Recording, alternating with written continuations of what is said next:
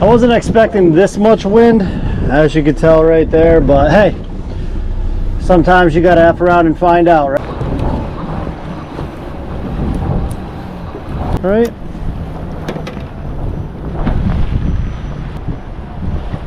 Getting them. White chinner.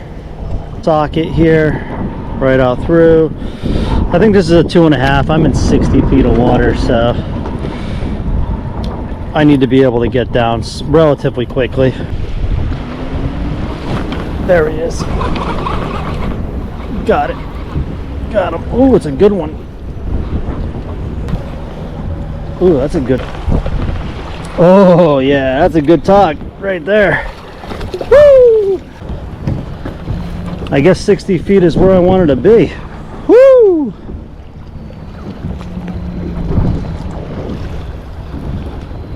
Nice 7-pounder. Somewhere. We're on a decent bite. I've gotten probably 4 bites in the last 7 minutes, and I've been here for 9. So what I'm doing is I'm just lifting it lightly to see if there's any weight on the hooks, and if there's a little bit of weight, I'm gonna drive that home. Like you can see them pecking at it, peck, peck, peck. You're really just waiting for a little bit of extra weight on the jig, and I'm just lifting it like 6 inches,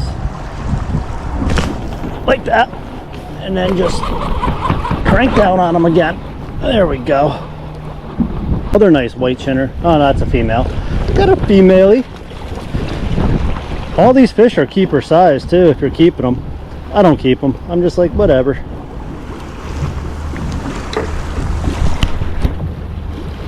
Pop that hook out. I use a little hook, something like that. You know, they're nice fish. Male.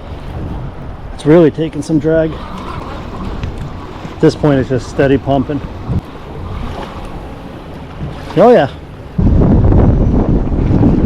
You want to keep your line as tight as possible, so as the boat goes up, as the boat goes down, you want to like be limber with your arm set. That way you'll feel every bite. That's a real trick right there that I think a lot of people, you know, when they're first starting off togging, I think that's the struggle that many of you actually have, is that ability to feel it, keep that line tight to the bottom, you know. That's the difference between catching a lot of fish and catching a few fish, is being able to honestly make sure your line is tight, you know the weight of the jig, you know where the bottom is. It seems like a lot, but once you really dial it in, it becomes much simpler as you progress through the day. It should usually take you about, if you're new to this, maybe 30 to 40 minutes, if not sooner. And the goal is just to see how the boat's rocking up and down. So you want to be able to keep your rod as tight as possible, so as the boat comes up and it goes down, you're feeling it. You're not pulling the jig up off the bottom, you're keeping it like right there. That's why if you stay at the stern of the boat, towards where the engines are, see, I just got lifted up and I'm just moving my arm just a little bit to keep it right with the bottom. So it's very loose.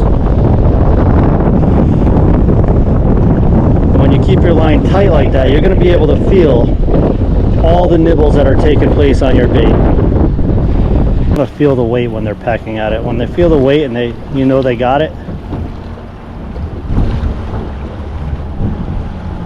like 6 inches, not even 5. Just like that. Stand still. That thing is copperish right there. Oh wow, that's a pretty fish. Let's let her go. See ya. Letting the line out. I'm fishing a dark matter, the 10 371 medium, accurate churn, reel, 40-pound braid, 50-pound dropper loop single with a jig on the bottom. Cut off some legs, do the same thing, cut off some legs, cut off the resistance. Nice one. Nice toggy tog. Oh yeah. It's like that. Over to just a straight jig setup. I fish very simply. You guys can fish any way you want. I just know that these fish really don't care. You know, maybe when they're on the feed, it doesn't matter. And I'm actually going a little undergunned. This is the 2-ounce Lay Perfect that we do. It's cut a custom 4X hook right there. It's a somewhere between a 3.0, 3.5. I'm actually going a little light. I'm going to go 30-pound. Once again, this is just to show you. I like the long shank because when you put the crab on there, it covers it, and all that hook, once they engulf it, the hook is fully in their mouth. Switch setups. I'm just straight jigging now with one single hook. One single jig. 30-pound. Just a little guy. You get a lot of these size. Like I said, you just throw that on that hook. I know a lot of you guys are, you need a short hook. Maybe. I doubt it though. But that's why these Lay Perfect jigs, the way we have them designed, the way the hooks are, the sturdiness of the hook, the strength of it, they're money. And they catch a lot of tog. You see what I mean? How the entire crab is on the hook. You know? It just allows that fish to really come in and get more of the shank inside of its mouth because of the perfect sizing of the hook. And it allows for more hookups and easier hookups. Gotta go home, I gotta get to work, I gotta do some stuff. This is actually probably the perfect eating size right here. Solid muscle, good to go. Get in the battle. There we go. Got him.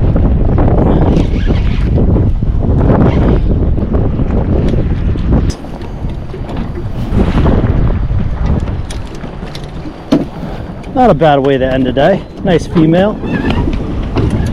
Nice little 4-pounder. Yeah, maybe 3.5.